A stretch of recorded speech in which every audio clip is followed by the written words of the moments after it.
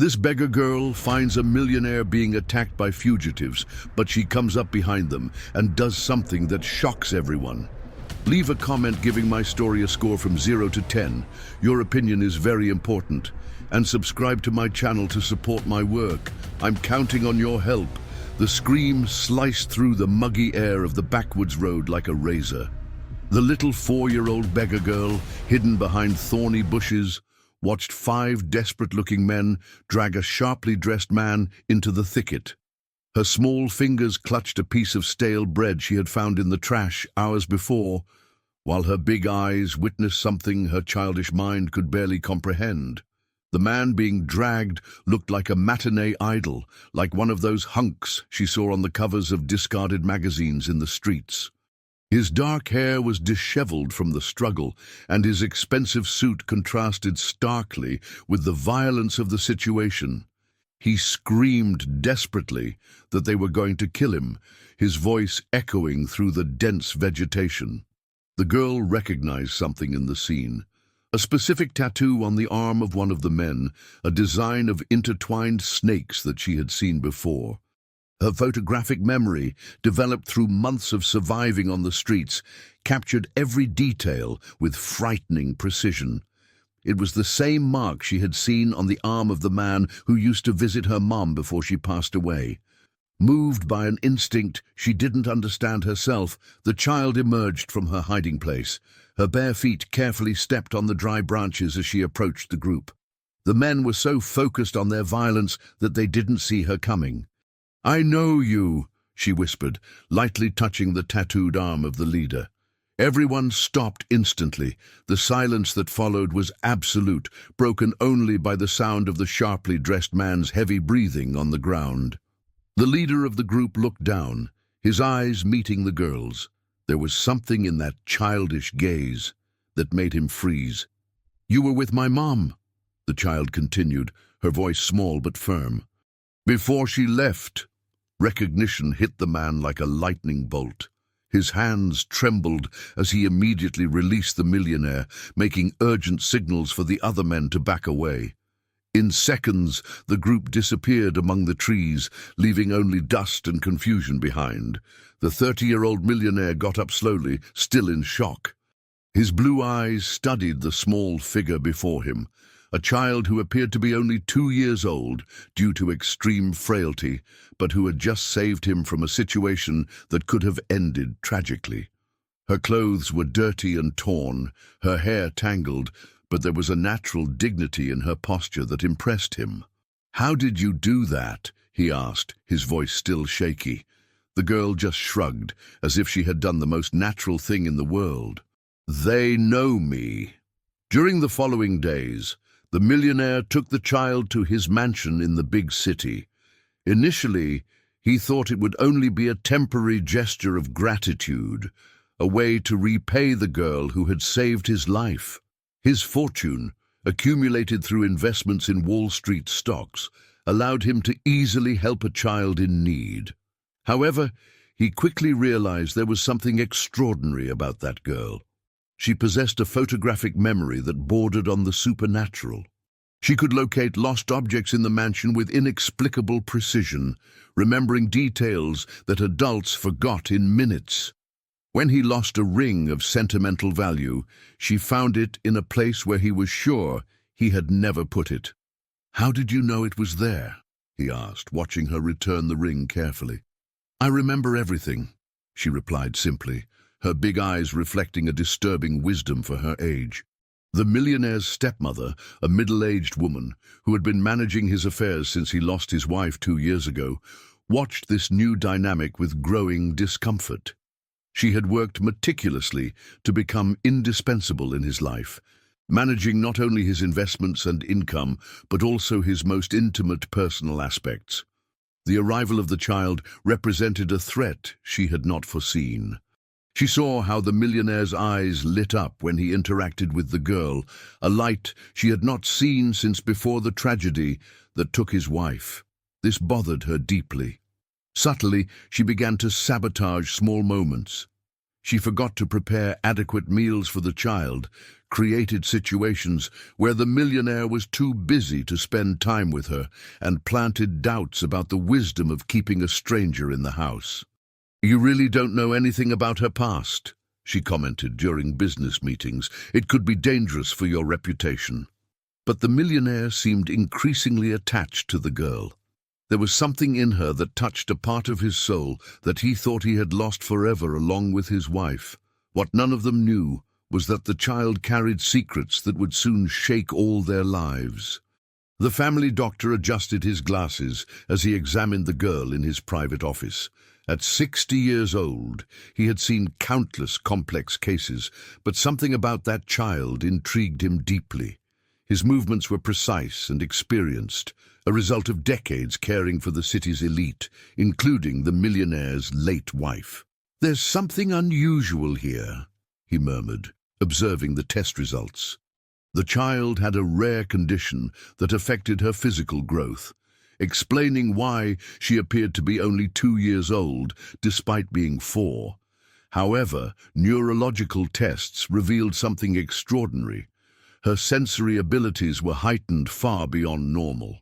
"This explains her intuition," the doctor said to the millionaire. "She can perceive details that escape all of us. Sounds, smells, subtle movements that her brain processes differently."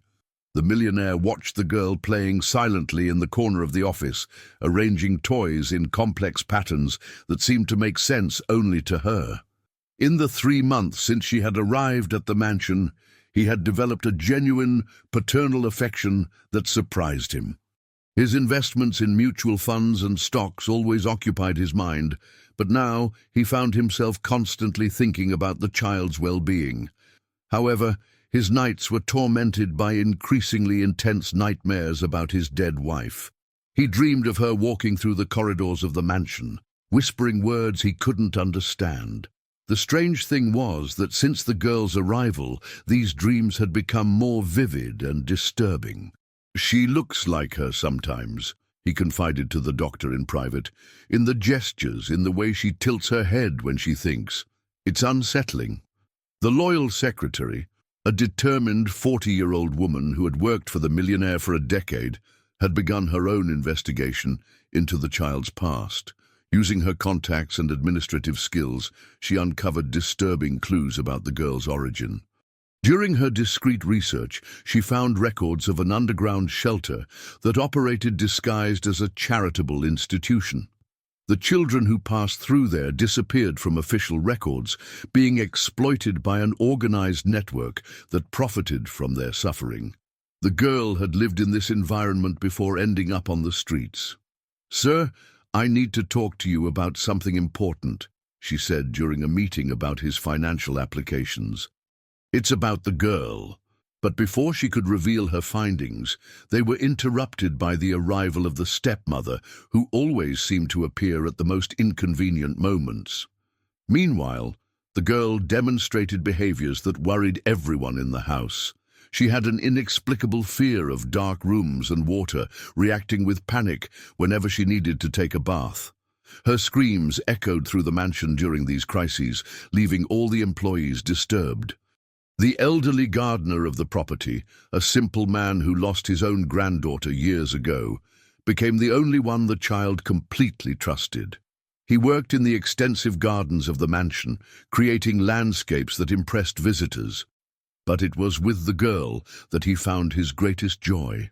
During their innocent conversations while watering the plants, she revealed fragmented memories that alarmed him. She talked about men who took her mother away, about dark places where children cried, about things a 4-year-old should never have witnessed. "My mom used to sing to me before I went to sleep," she recounted, carefully pulling weeds. "Then the men came, and she had to go. She said she would come back, but she never did." The gardener felt his heart ache as he heard these stories.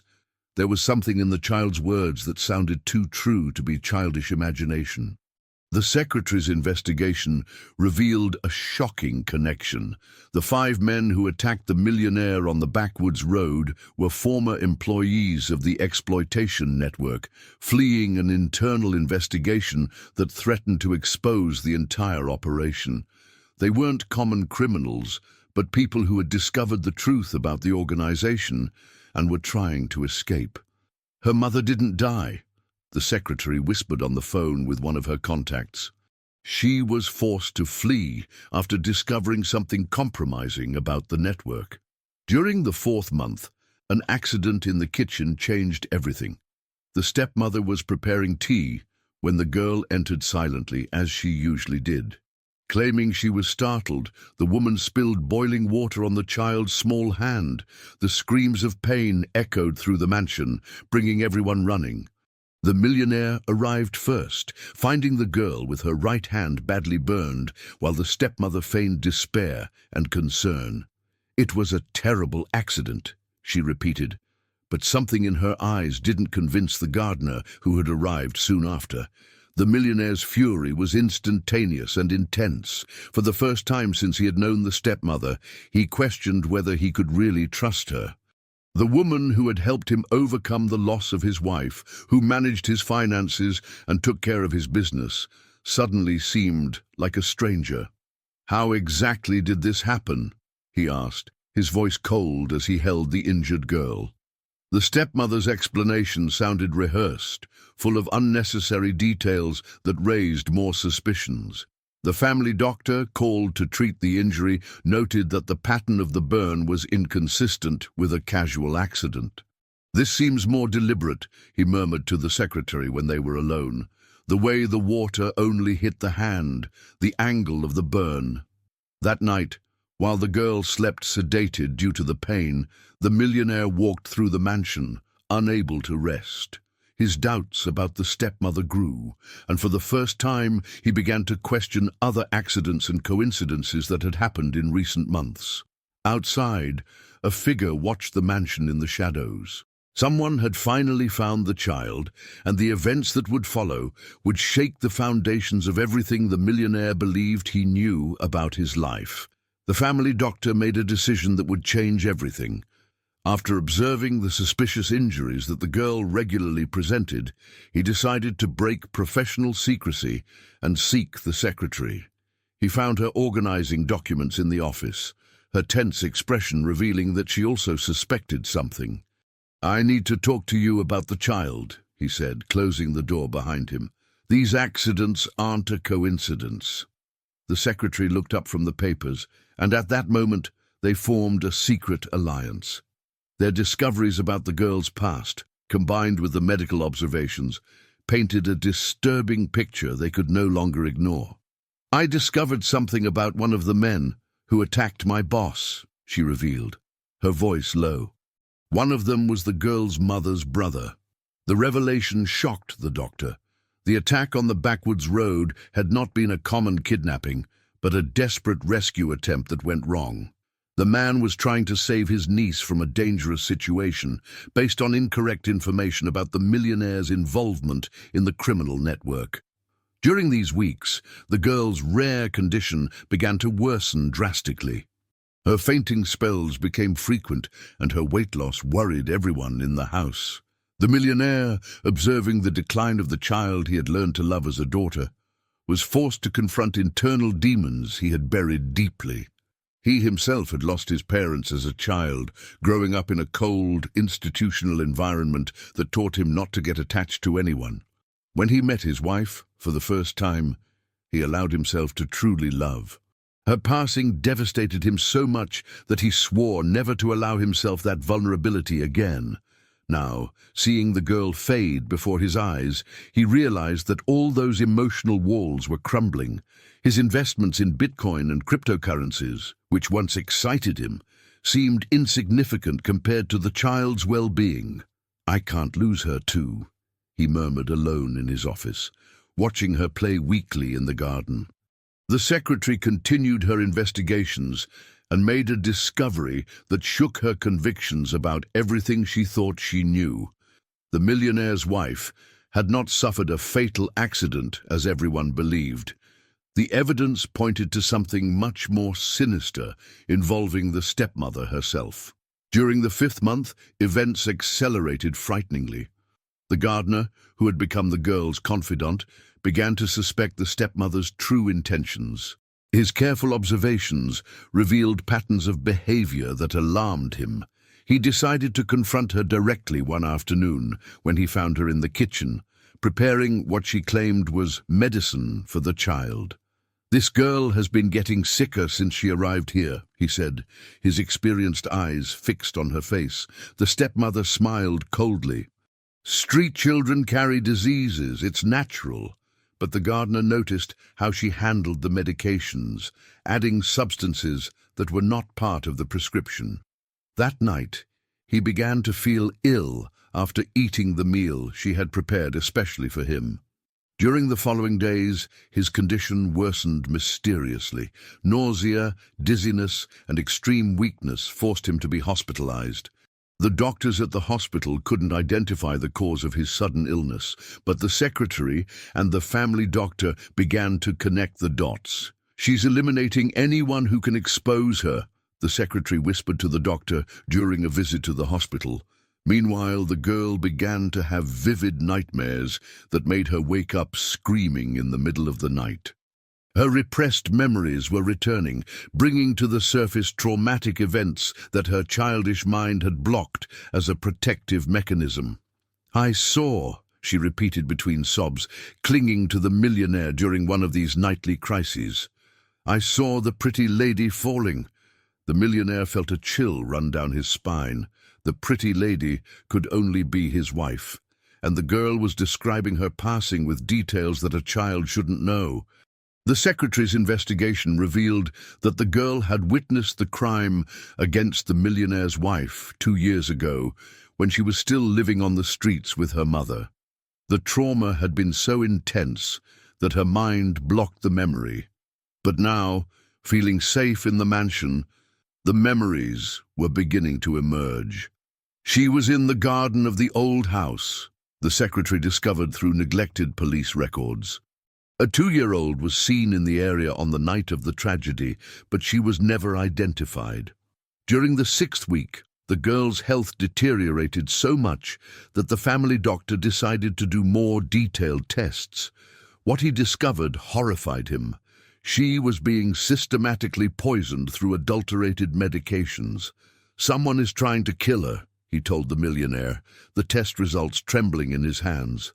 "And only one person has access to her medications." The millionaire felt his world crumble once again. The woman he had trusted to take care of his business and fortune, who had comforted him after the loss of his wife, was trying to murder the child he had learned to love. That night, confronted with the truth about his wife's supposed passing through the child's restored memories, he fell into deep despair. But as he looked at the fragile girl in his arms, he found a strength he didn't know he possessed. "I'm not going to let anything happen to you," he promised, his tears falling on the child's hair. "Never again." What he didn't know was that outside the mansion, a familiar figure was watching through the windows. The girl's mother had finally found her daughter, and with her she brought evidence that would completely destroy the facade that the stepmother had built. The final storm was about to begin, and none of the buried secrets would survive what was to come. The arrival was as silent as a night breeze, but its effects would be as devastating as a hurricane. The girl's mother, accompanied by the brother who had tried to save her months ago, approached the mansion in the early morning hours. In their hands, they carried evidence she had collected during years of hiding. Documents, photographs, and recordings that would prove all the stepmother's crimes. The woman had spent 2 years hiding in a small town upstate, always knowing where her daughter was, but unable to retrieve her without putting them both in mortal danger. The exploitation network had long tentacles, and she needed to gather enough evidence to destroy it completely before acting. "It's now or never," she whispered to her brother as they watched the mansion. "Our girl is dying in there." Inside the house, The millionaire watched over the child's restless sleep. His convictions about everything he considered true had crumbled in recent weeks. The discovery that his wife had been murdered, combined with the revelation that the girl was being poisoned by the same person, created a cold fury he had never experienced. His profits in stocks and dividends seemed insignificant now. All his net worth, all his assets and holdings meant nothing if he couldn't protect this child who had become the reason for his existence. "Sir?" The secretary's voice interrupted him.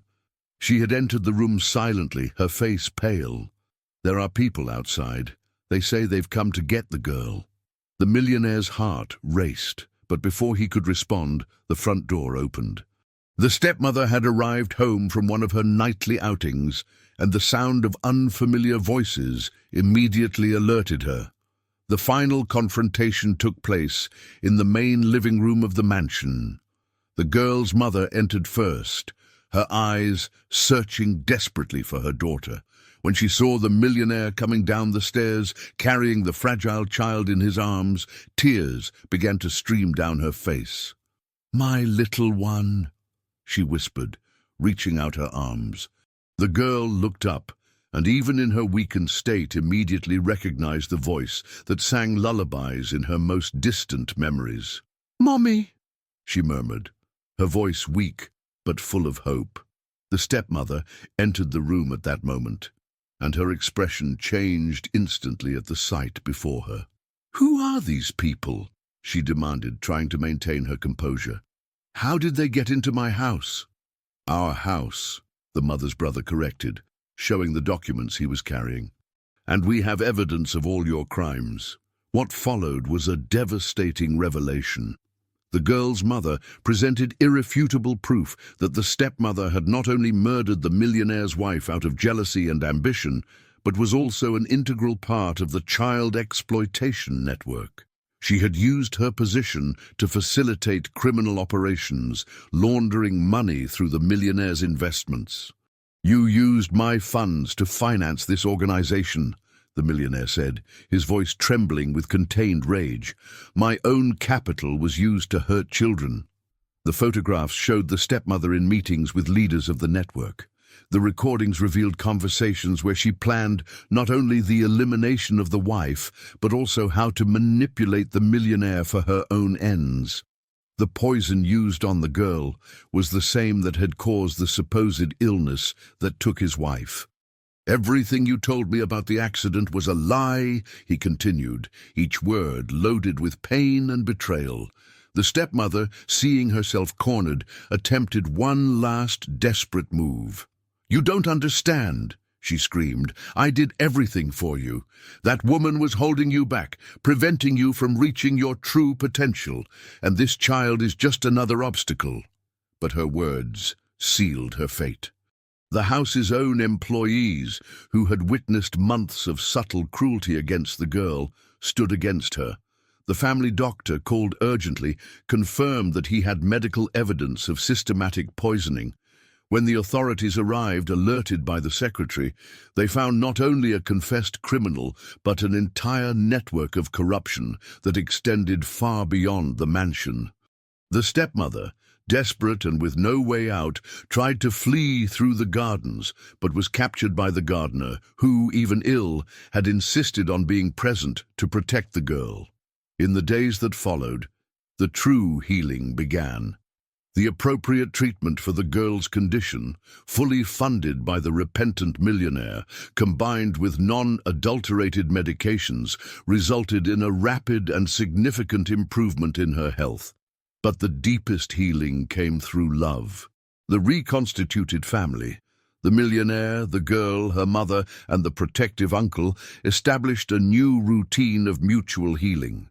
The millionaire used his wealth and influence to completely dismantle the exploitation network, allocating a large part of his inheritance to create a real protection system for vulnerable children. "I didn't know," he constantly repeated to the girl's mother. "If I had known she was suffering—" "You couldn't have known," she replied gently. "But now you know, and you're making a difference." 6 months later, the girl had grown visibly. Her rare condition, treated appropriately, allowed for more normal development. More importantly, her extraordinary photographic memory was now used for good. She helped identify other members of the criminal network through her detailed drawings. The millionaire discovered that his love for the child had transcended any connection with his lost wife. He found a new reason to live, a new way to use his fortune and investments. His investments in gold and treasury bonds now funded child protection programs throughout the country. "She saved me as much as I saved her," he confided to the family doctor during one of the girl's regular checkups. The gardener, recovered from the poisoning and stronger than ever, taught the child to plant flowers in the mansion's garden. Each seed represented a new hope, a new chance for growth after so much destruction. The girl's mother, finally free to live openly, brought a light to the mansion that had been absent for years. Her presence healed not only her daughter, but also the broken heart of the millionaire, who learned that family is not defined only by blood, but by love and mutual protection. That night, as the family gathered for dinner, the girl laughing as she talked about the flowers she had planted, her mother gently singing the songs the child loved so much, and the uncles sharing stories of hope, the millionaire looked around the table and smiled genuinely for the first time in years. He had learned that not all his wealth in euros or dollars could buy what really mattered. But when used with love and purpose, it could create something much more valuable, a second chance for all who had suffered, and the promise that no child would go through what his little adopted daughter had faced. The story ended not with vengeance, but with redemption. The house that once housed dark secrets now echoed with childish laughter, proving that even from the most desperate situations, stories of hope can emerge when there is enough courage to face the truth and fight for those we love. If you enjoyed this wonderful story, please comment, giving a score from 0 to 10. Your opinion is very important, and if you love beautiful stories, subscribe to my channel. I promise to make your day better with my videos.